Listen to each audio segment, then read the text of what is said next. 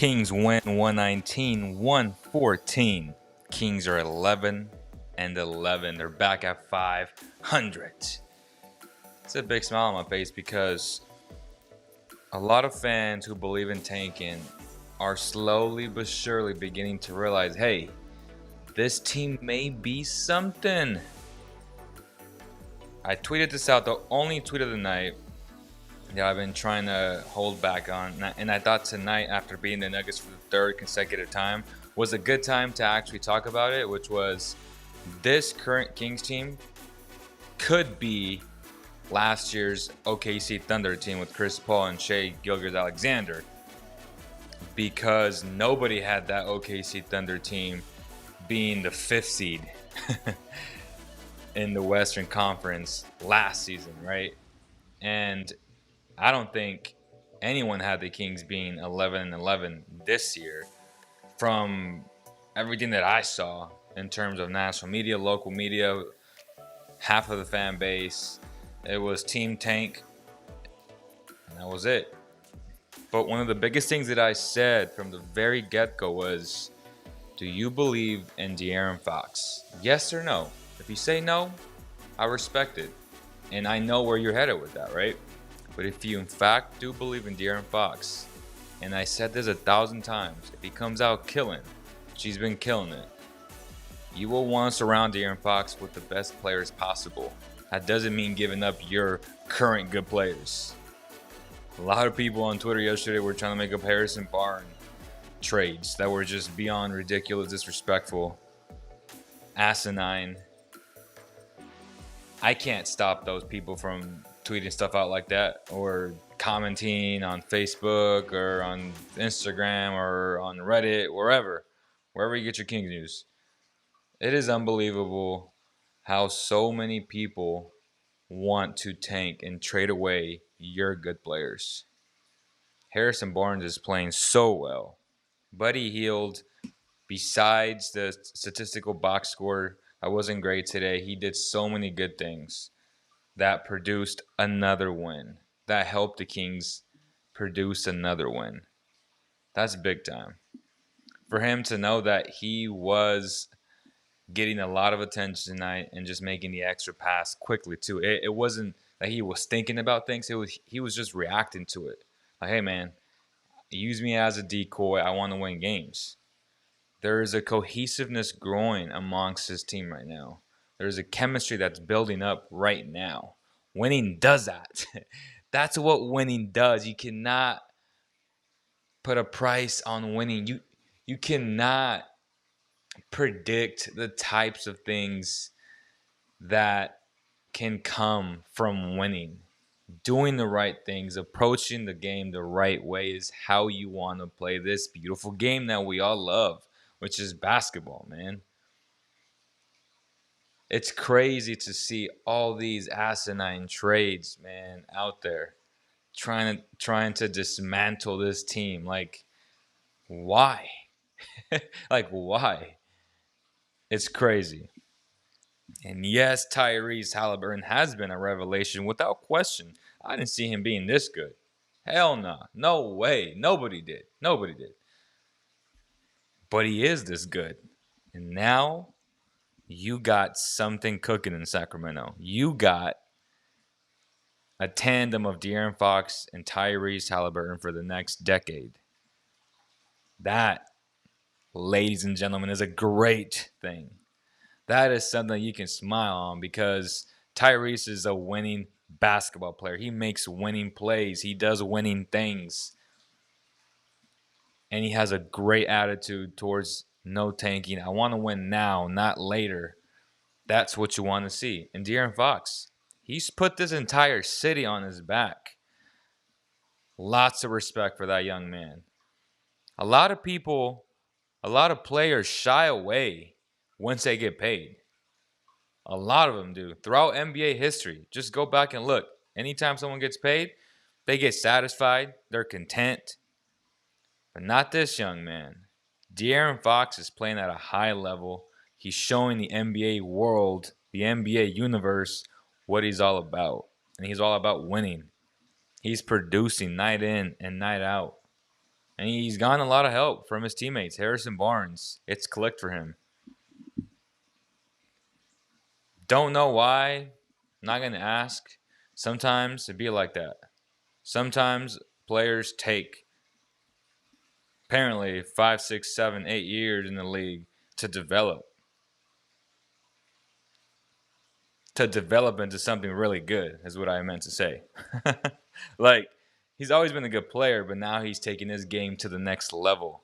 Harrison Barnes is really good, man. And he's earning every single penny of that contract. I am very, very happy with Harrison Barnes, the type of human he is on and off the court. And then on top of that, obviously, because it's our profession to criticize him on the court, and he's been splendid. He's been great and much more than what I can put into words. Like, he's been that good. He's been that steady. He's been that smooth. Tonight, he was in his bag doing things that I was like, damn, reverse under the court layup in midair. I mean, he's shown his dexterity. Harrison Barnes, man, he's nice. He is nice. Buddy Hield streak comes to an end. He doesn't care. He wants to win games. Who cares? 5 points, 0 of 9 from 3, 4 rebounds, 7 assists, 0 turnovers. That's the big one. 0 turnovers. I'm okay with that. I am A-okay with that.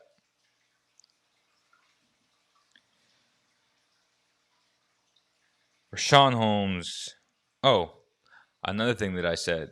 I got to give Luke Walton credit because Luke Walton, as of late, during this winning streak, he has played his 5 best players 30-plus minutes a night. And that's how it should be. That's what I was preaching from the very get-go, right? Obviously, I still think he's playing Kojo a little bit too much. He played 17 minutes tonight, won the 5-0-2, but it's coming down slowly but surely, hopefully. He's doing the right things. From a system perspective, his offense can always get better. There's still a lot of times where the team does get stagnant, but I think they're beginning to learn. All of the freedom that he gives them in his 5-out offense with the option to read is, in a sense, paying off. Sometimes as fans, we're way too impatient to see and we want results right away, but if you have high IQ players like De'Aaron Fox and Tyrese Halliburton, good things are going to happen. Now, if you put Hassan Whiteside and Kojo in more than one pick and roll, you're scratching your head. You're trying to rip off these curls off my head. You know what I mean? Like, it's tough to watch those two play. But Hassan Whiteside in itself, right? He's been productive in his limited minutes tonight, 18 minutes. And from the very jump, I told you guys, if he can play 15 to 22 minutes, he's going to be good. If he can excel in his Dwight Howard role, how Howard excelled in his role last year with the Lakers, he's going to be good. Now, don't come in here with expectations of starting, of being the man, of being this 13 and 12 type guy, right? That he was a year ago or that he's been, because box score numbers don't translate into wins. What he's doing in his in his limited minutes at 18 minutes tonight, he produced 11 points, 11 rebounds, 3 turnovers too many, but he played well. And the more you play him, the more you will expose him. So always put your guys in the best situations to succeed. That's how you win basketball games. Marvin Bagley, 18 minutes tonight, 1 of 3. He was exposed defensively. But I like the fact that he still had a chance to battle against the best center in the game in Nikola Jokic, who gave us a 50-piece tonight. But Bagley got a chance to compete against the best center in the game, and you got to see that as a growth. You got to see that as growth, period. It's not about him. It's about the team. It's about who is the five best players and who should be playing the majority of the minutes. And we know who those five best players are. And Tyrese is one of those five best players. Wherever you want to rank them, there's five spots on the floor. Harrison Barnes and Holmes, Tyrese, Buddy, and Fox. Those five should be getting 30-plus minutes every single night without question. And at the end of the day, if you're winning games, and I'm seeing fans upset about Bagley's playing time, it's disappointing for sure. Because I'd rather him play meaningful minutes than garbage time minutes when you're getting blown out. Developing him. No. This is how you develop him, by throwing him against the best player at his position, right? And they're winning games. The Kings are really 11-9 with Tyrese. Because those two games that they lost, the Warriors and the Rockets, Tyrese didn't play in those games. So they're really 2 games above 500. But we'll take 11-11 overall for the season, though. Make no mistake about that. Right? De'Aaron Fox, 38 minutes, 9 of 20, 4 of 7 from 3. His three-point shot is improving, but I still don't like how he misses certain shots where they're air balls or they either go east to west, where you don't give your big man a shot to offensive rebound, or just give him a shot, right? When you become a good shooter, you miss soft and you give your guys a shot to offensive rebound that ball. But he's getting there though, and he's improving drastically. He's improving rapidly, rather. Anytime you can shoot 4 or 7 for De'Aaron Fox, I'm gonna take that, right? But I'm just looking at it from okay, you're here now, right? You were here, now you're here. How can you get to here and then here, right? To where Buddy is at.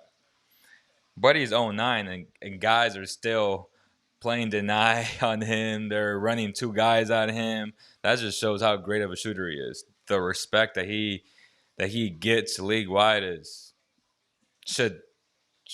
very telling, and it should tell you a lot, right?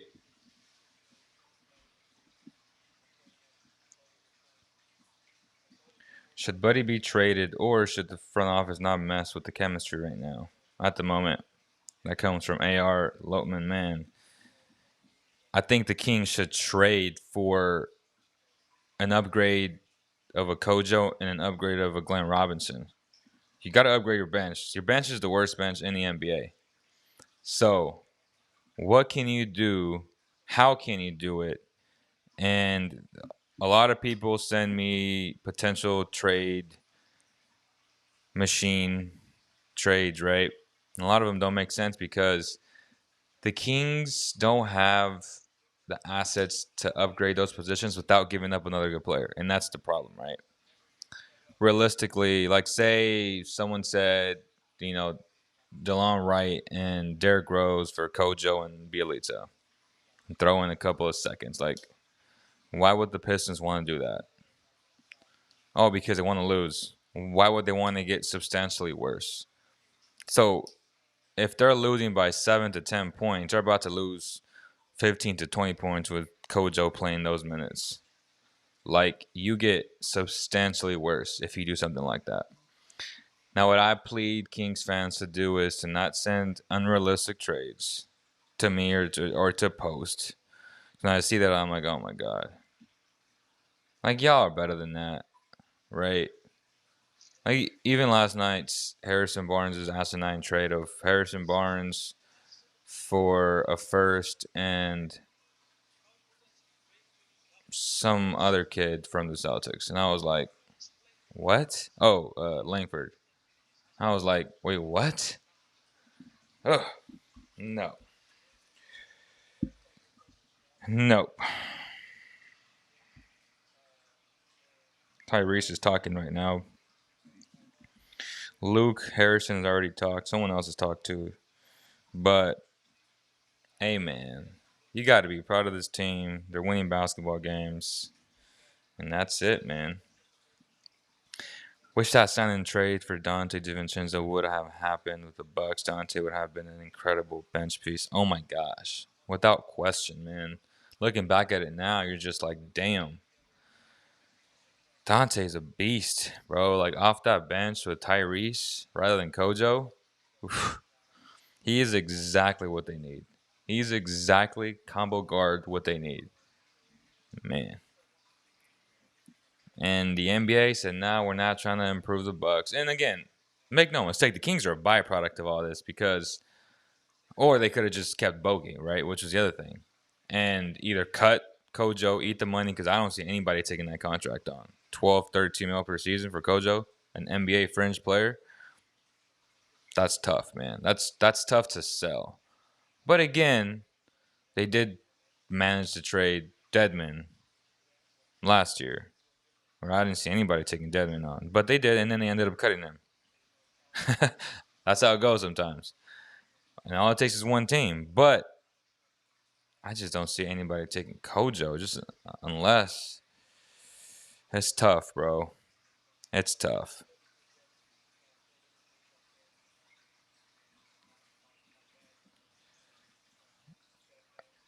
What do you think about San?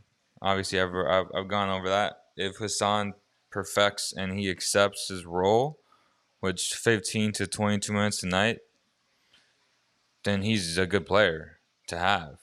But if you want him playing anything over that, you're gonna see bad Hassan, and you still see a lot of bad Hassan. But the ability of blocking shots, right, is big still at the NBA level, especially if you're in drop coverage. There's a lot of things that sometimes don't make sense until you actually watch the film and you're like, okay, well, he makes sense here if you go to zone and he's playing in drop.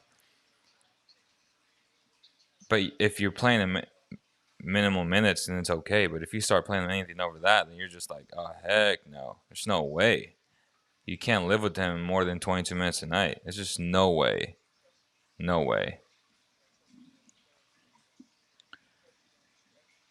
If he continues to perfect that Dwight Howard role, which I've said 1,000 times, he'll be just fine, man.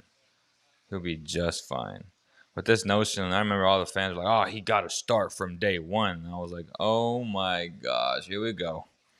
He's going to have a game this year where he averages like 20 and 20.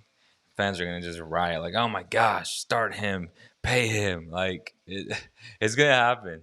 It's going to happen if he gets playing time. But then within those 20 and 20, I wouldn't be shocked if they lose that game. Like, I'm just being honest. Buddy leaves, that means Tyrese starts. Again, the Kings have the worst bench in the NBA. You gotta try and upgrade the bench without giving up good players. Eventually, Tyrese will start, right? But this year, he's already playing 30 plus minutes, right? At least during this winning streak. Why would you worsen your bench? For what? Makes no sense. Makes no sense.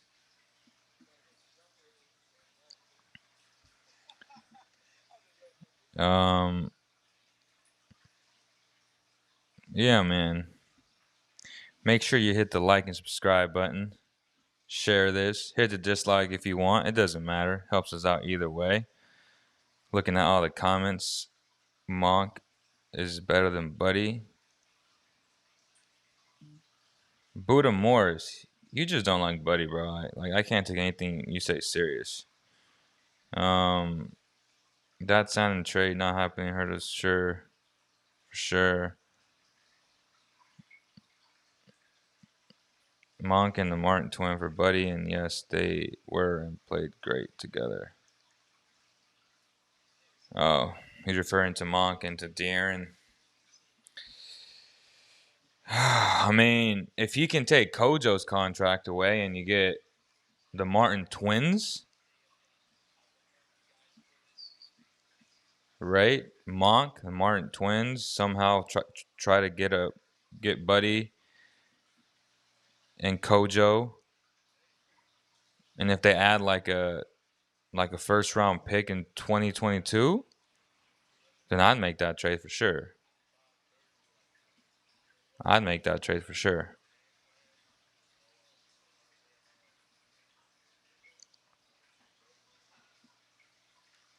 Kings should find a way to get Bamba from Orlando. Probably takes a couple of second rounders. But you got Whiteside on the minimum contract right now. You know what I mean? Like, you're not playing both guys. There's just not enough playing time. You got to play Holmes 30 plus minutes. You see when he doesn't play that, what happens? They lose games. The Kings have the worst bench in the NBA by far. Lakers fan here surprised at the King performance. Props. It is Luke Walton helping. So Luke Walton is becoming.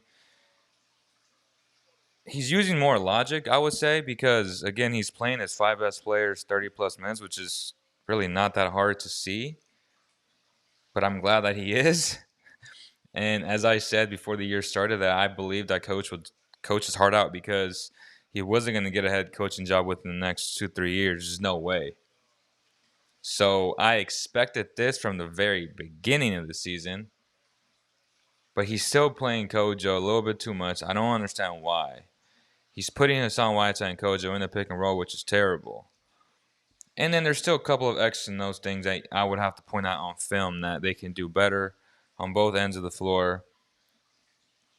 But he's getting better. And again, it's not something that we should applaud because it's year 4?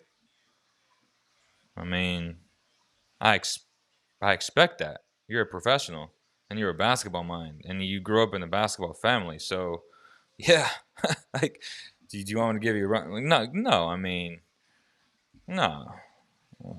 But you know what? Let's give Luke Walton a round of applause. Throw a little DJ horn in there. All right. Shout out to Luke Walton. I love Tyrese so much. My God, he's so good, bro. Like, he is so good. Can I call in? Yes, sir. You can call in, bro.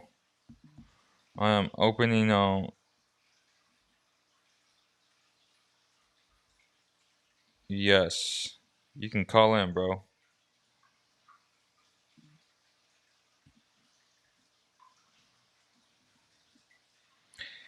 I am accepting calls. Yeah, but worth it. Take a flyer if the price is right. DNVR, live chat, drooling over Halliburton. Folks are starting to know. Facts. Tyrese finally getting some spotlight. I like how Buddy played today on defense and his passing. He's getting better, man. Again, if it clicked for Harrison Barnes, what year is this for Harrison Barnes? This is. Alright, let's accept a phone call. Welcome to the show.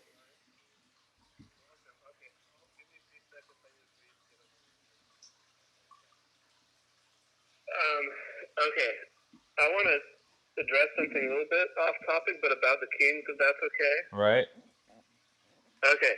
So I got roasted as an understatement in one of the Kings groups. Right. So all I did was put a post that basically reported something that I saw on ESPN. On ESPN, and I put the video up there.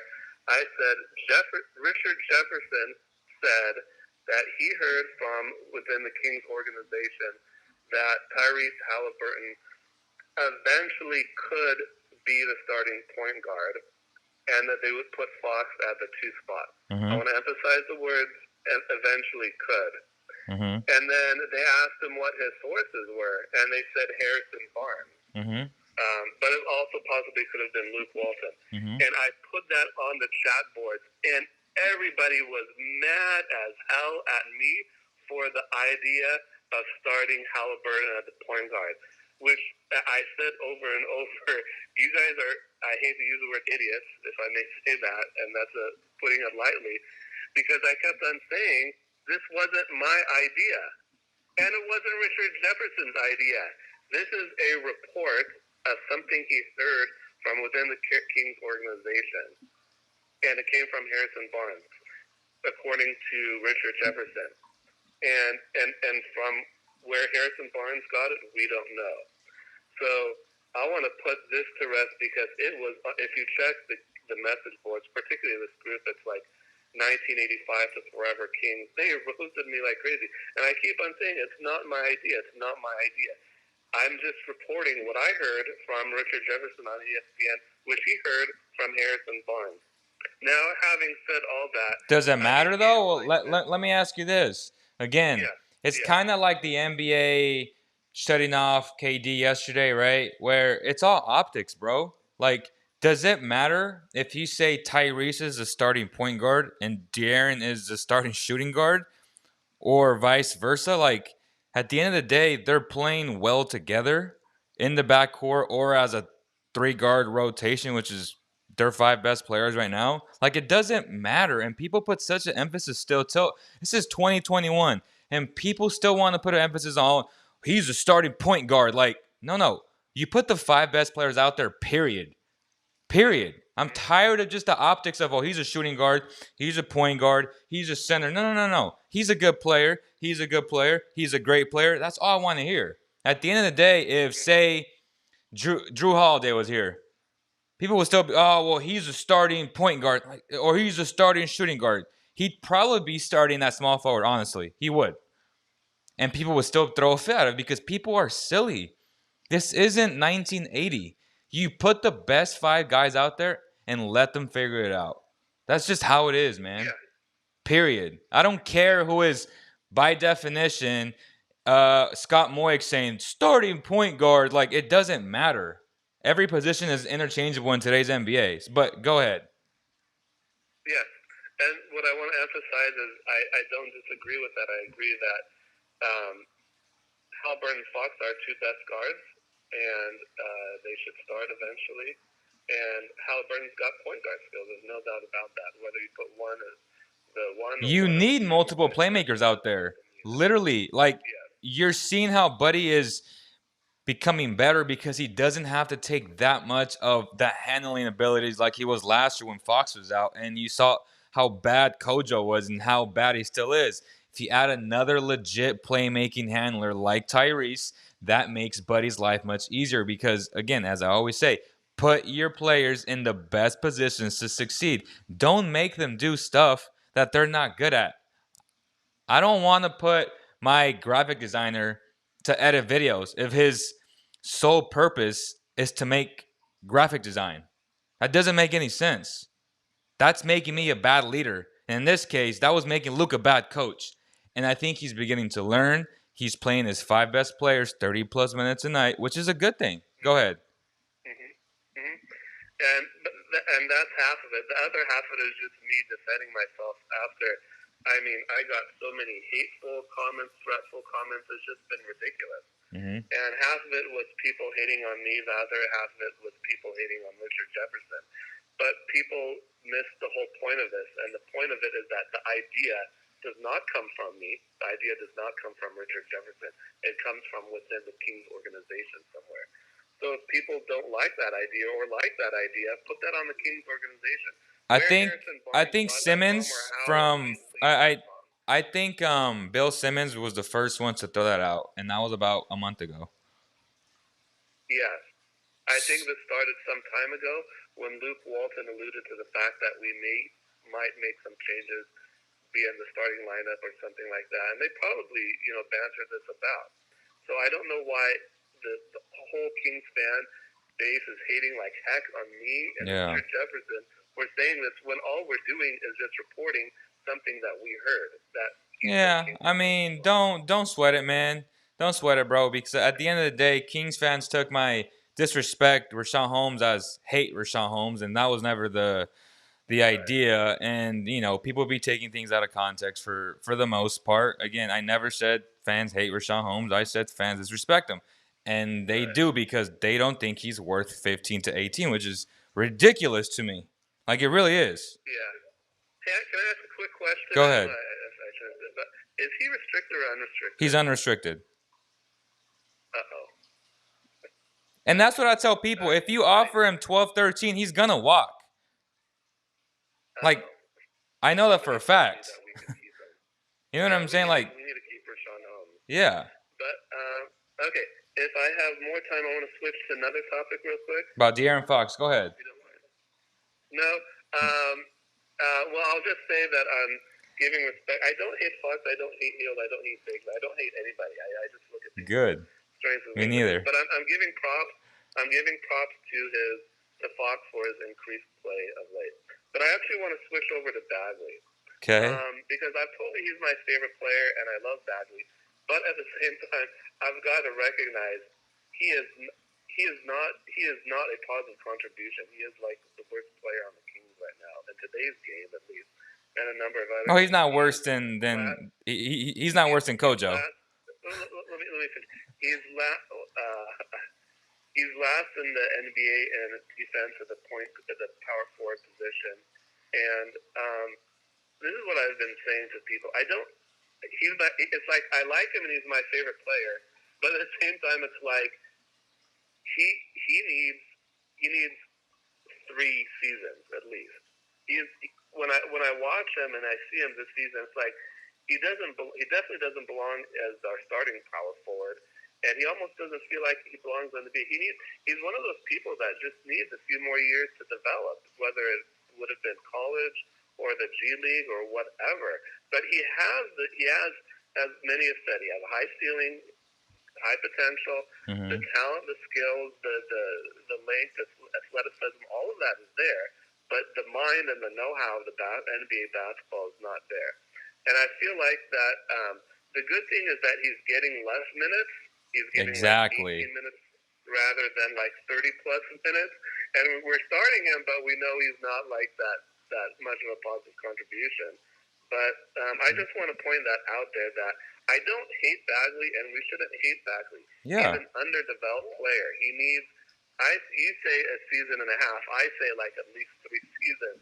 I say a Bagley at age of 25 will be near his, full potential. But that's kind of the issue right now because it's kind of like Bagley and Buddy are, I feel like, holding this team back when Halliburton, Holmes, Barnes are playing like gold. Fox is playing very great. That those are kind of our 2 weak spots right now, and I wonder what could be done. But this team really needs like another big or another power forward or somebody who's like ready to go if we're to make even like a semi-run. I mean, I guess we could go with Bagley for now, but it's kind of like, to me, he should just be like, sitting on the bench watching and learning, and we need somebody else playing in there. What do you think about that? Let me turn it back over to you. I think, again, 18 to 20, 22, 23 minutes a night for Bagley is a good thing.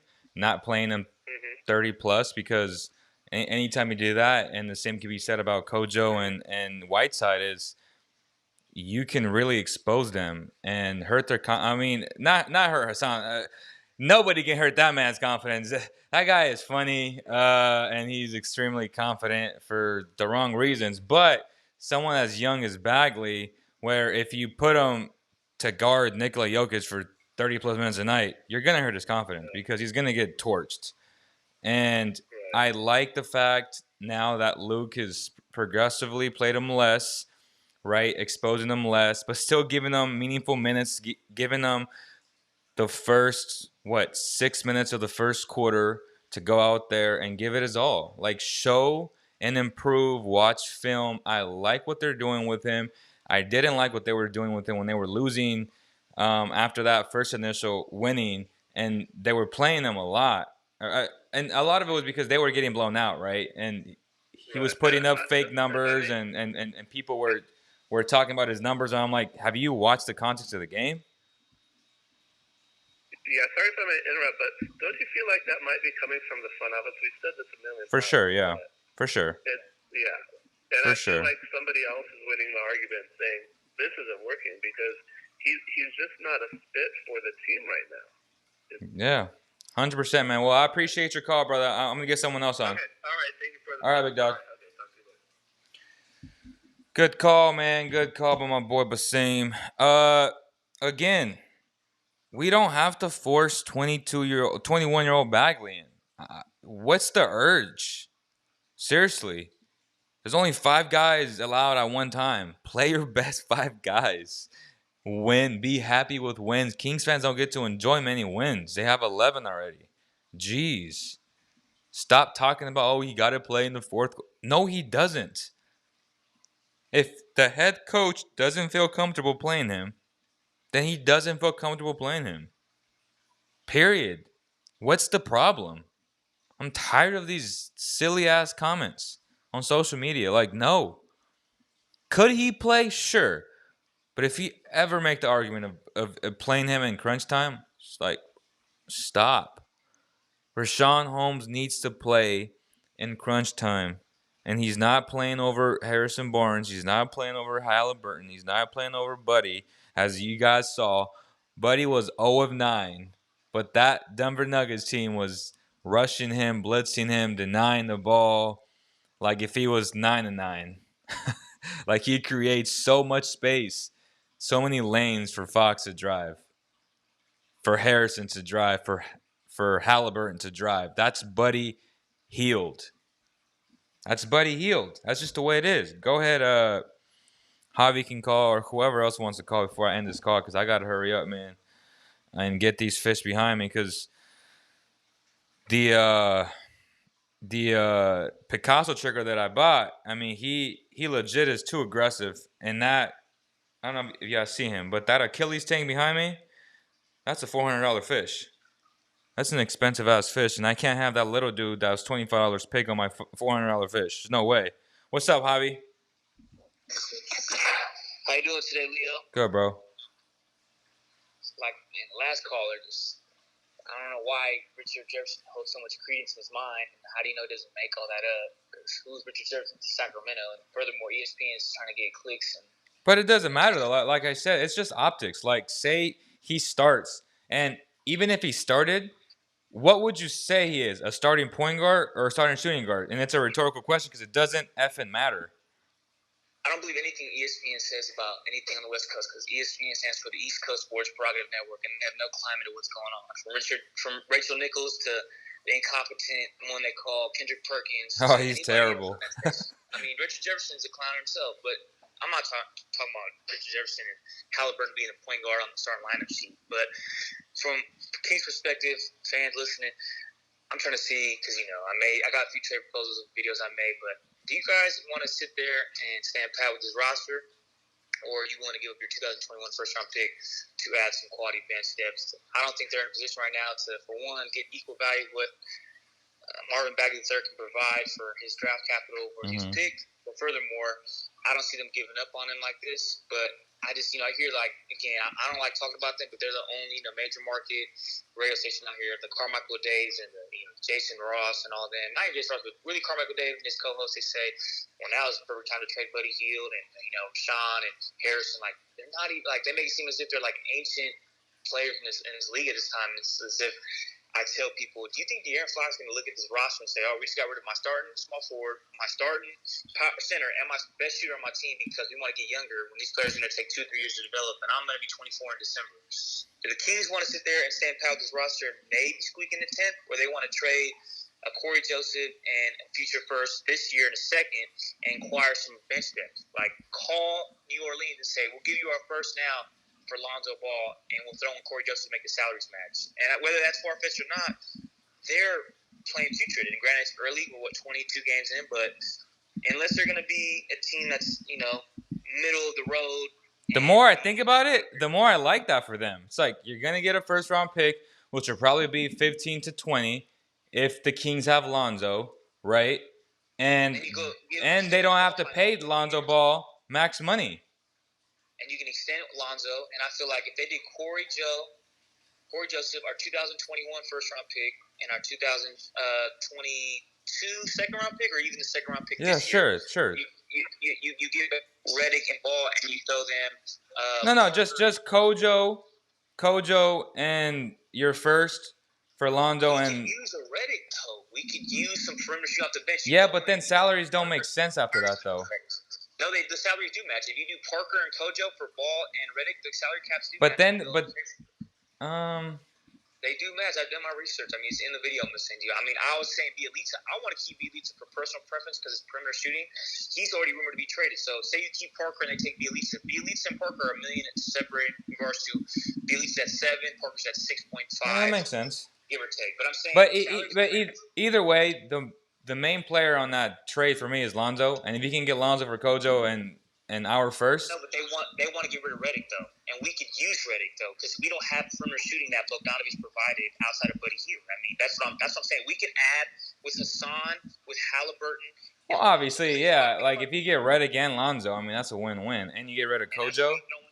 But I'm saying that's expiring for one guy that has 1 year, and they get the 2 picks out of it. So we put, Lonzo, Redick, Halliburton as our 1, 2, and 3, and then you have Nemanja and Hassan or Parker and Hassan, or whoever want to play at the 4, backing up Bagley, whether it's Metu or whoever.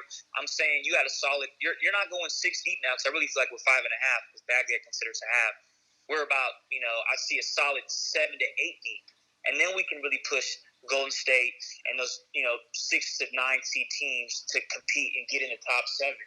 I'm not saying we will, but I'm saying does Kings fans listening out there feel like, all right, we're just gonna stick where we have and finish at 10 and just get in. If they get Lonzo Ball and JJ Redick, they're finishing top 7 for sure. And that's where I'm at. And that's guaranteed. Like they're guaranteed to finish top 7. Well, they're calling Golden State for Kelly Oubre. He's expiring contract, and he's going to match the salary. If they're calling Golden State for Kelly Oubre, it's not because they're trying to extend Kelly Oubre. It's because they want the money off because they're trying to go get somebody free agency. We can get Lonzo Ball and have him be our backup point and give him a qualifying offer. Nobody's going to pay Lonzo in free agency. And if they do, okay, whatever. And Redick will help us at the short term. But Parker and Nemanja aren't coming back, and Corey Joseph's the worst player on our team that plays. So yeah. I just want to see – do you think, because we've talked about this before, but I want to hear Kings fans because the pulse is the team's good, but how much is their ceiling or how high is the ceiling? And do we want to still get these core pieces that people say no they're doubt. Ricky and De'Aaron Fox. De'Aaron Fox is 24 in December. He's not that much younger than, Buddy and Harrison and Rashawn. Rashawn's 26, Buddy's 28, and Harrison 28. Granted, that might be 2-3 years older, but hey, you don't. When players are going to win a championship, you need some, more or less veterans, lack of a better term, to compete and make a playoff run. And, we're 11-11. I mean, last year we were at like 13 and 18 at this point. It was nothing nowhere near this. You know what I mean? They were like 0-5. Like the fan that called previously, like, hey, just take this for what it is, and just there's nothing. If it's not broke, don't fix it. We need to add to it. We don't need to change anything. And I'm just saying, do you feel as if they should consider those picks, or do fans want to say, no, we need to keep our 2021 first-round pick because it's too valuable? Because honestly, is the 2021 first-round pick in the 15 to 20 range going to be worth more Alonzo Ball than having Alonzo Ball on this team next year? I don't think so, because what bench production are you going to get from a rookie that's going to – obviously, Halliburton was a gem that they found that just fell to us. I don't think they're going to have a gem. I mean, they could, but Alonzo Ball is lanky, perimeter, good. He'd be perfect off the bench. Yeah, like he's perfect off the bench. And just kick to shooters. But if we don't have a Redick, he's going to shoot to Buddy Hield. And, I mean, granted, Fox has improved mildly for 3. But we get the Redick, that really just cements, like, all right. Lonzo is a better version of Ricky Rubio, and I would love Ricky Rubio instead of Kojo. Like, and that's just me being honest. So people don't understand. They see Lonzo as LeVar's like puppet, and they hate LeVar more than they hate Lonzo, but they, in a sense, combine them like Jake Paul and Logan Paul to some extent. Like they're not the same people. So one of those already with Marvin. Right. So if you're getting Marvin, just let him play. Let's watch the game. I don't care about Twitter. I don't care about. Yeah, like Lonzo Ball is a good basketball player, and that's what this team needs, and that's what Kojo isn't. So if he can upgrade him, for sure. He panics and passes somebody in the shot clock's at 8, and it's a wasted possession. You just see the production mildly decrease when he's on the court because as much as they praise him with Christie and them, I understand they have to do certain extent on air, but he's not as good a defender as they make it out to be, and you just see the drop off. And I know they're trying to spell Fox to get him some time to get a break and everything, but if they're trying to really push, I want to see if Kings fans want to do that, and if McNair's really trying to push for this roster to get in. Yeah. All right, Javi. Appreciate the call, brother. That was Javi. We appreciate the call, brother. He got the point across. Lonzo Ball is a very good basketball player, and if he came off, and this is what I'm referring to. You want good players, starting level players coming off your bench. if you can somehow maneuver yourself to get go ahead, Kavi. But I was saying, so do Kings fans see the picks being something that they are, in a position that value something that's undeemable to let go, or do they want to say Yeah. we're gonna let McNair make the move to say, all right, this is my stamp on this year to try to push them in a position we haven't had in 15 years. And some Kings fans, no, the draft capital is invaluable. Well, I don't see it that way. Kings have proved that over many years, but I mean, we're 11-11, and we were 5-10 a week and a half ago. I mean, who could have seen that? And credit to Luke, credit to this team, but there's players like Orlando. They're horrible right now. Why don't you call him about Gordon and Vucevic? Who knows if he'll make a deal? I'm just saying, I just hope they're playing aggressively in their pocket with the move, because there's players out there that can really help us for teams that just are not run confidently that we can really acquire and do something and show some competency. Because right now we're banking on De'Aaron's production every night, Buddy's ability to make plays, and Harrison's having a career year, and then Halliburton is ROI, and Rashawn deserves $15 million at least. And I hope that what I'm saying, that people need to stop low balling from 8 to 12. He's 15 to 18. Yep. I'll offer him 7. I'll offer him 4 for 68 right now. If I'm McNair, I'm offering 4 for 68. Nothing less. All right, brother. Appreciate it. Good call. Appreciate your time. I'll talk to you soon. Yep. Great call by Javi. Great call by Javi. Lonzo might not want to come off the bench. He might walk as well. If Lonzo is a part of a winning team, which he hasn't been a part of his entire NBA career, winning changes how you think, bro. Look at Buddy. He's buying in. They're winning games. It's just what. Look at all the great teams, though. Seriously. And look at their benches and tell me a lot of their benches could be starting type players. That's what differentiates you from a so okay team to a really good team. And that's what the Kings should be striving for. So why not have starter level players coming off your bench? That's not a bad thing. Like, Halliburton is a starting level player coming off your bench. Like, it doesn't matter if you play 25 to 30 plus minutes a night and you're winning basketball games. That's all that matters. Look at the Bucks, for example. They got Augustine, which is way better than Kojo, and they got Forbes from the Spurs, way better than Kojo, and they're coming off the bench. Y'all see what I'm saying there? Like, you got to have good players come off your bench that are starting level players for you to take that next step. And again, optics. Oh, he's not going to. It doesn't matter. If they're buying in and they're winning games, that's all that matters at the end of the day. And today was a perfect example. Buddy knew his streak was on the line. He did not care because he wanted to win the game. Point blank, period.